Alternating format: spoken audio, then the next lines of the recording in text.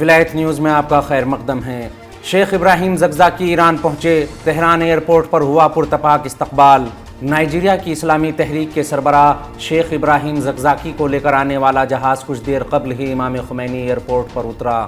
مہر news agency کی report کے مطابق شیخ زقزاقی کے استقبال کے لیے عوام کی ایک اچھی خاصی تعداد کے ساتھ ہی تہران کی مختلف یونیورسٹی کے طلباء اور نائجیریا کے طلاب کا ایک گروپ بھی ایئرپورٹ پر موجود تھا۔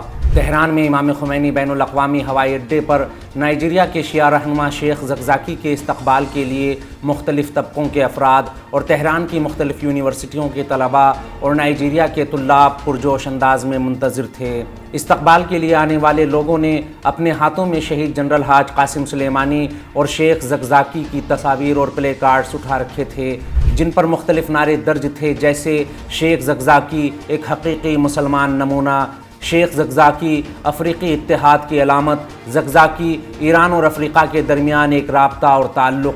اسی طرح لوگوں نے امریکہ مرد آباد، اسرائیل مرد آباد اور اللہ اکبر کے فلک شگاف نعروں کے ساتھ اس مرد مجاہد، عالم دین اور اسلامی رہنما کا استقبال کیا۔